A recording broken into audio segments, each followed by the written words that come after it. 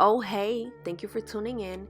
Today I am going to show you how I achieved this purple, pinkish, halo eyeshadow look.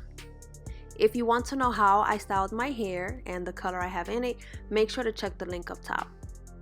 Going in with NYX's HD Pro Concealer in the shade CW01, I've applied that to my lid and blended it out. And I'm going in with Itsmyrayeraye second palette, and I'm using the shade Majestic, and I'm also using her 9-piece brush set. This one is the number 7, and I'm going to be applying that above my crease.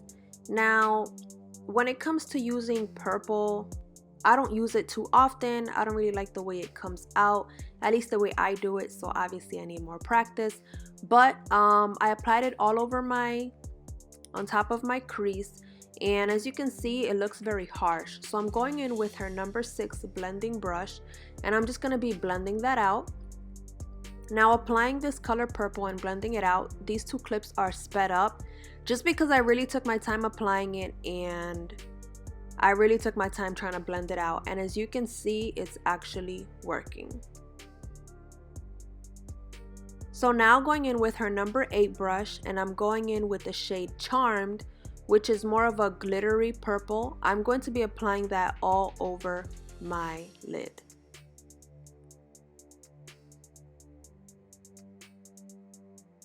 Now that that's complete, I'm also going back in with that same concealer, and I'm just going to be applying concealer to the middle of my lid so that I can apply a different color and create that halo effect.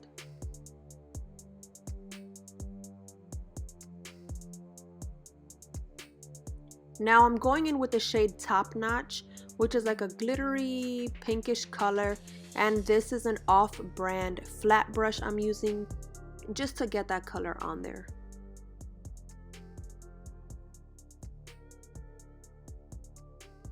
Now, as you can see, obviously it looks very harsh, so I'm going in with that Majestic color and applying that above my crease, and then I'm also going to be using the glittery purple color just to fill that in.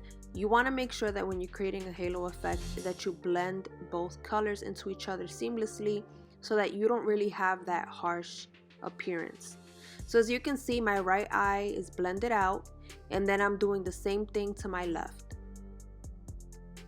So far, I wasn't too sure how this was coming out. I wasn't really a fan, but overall, it doesn't look too bad.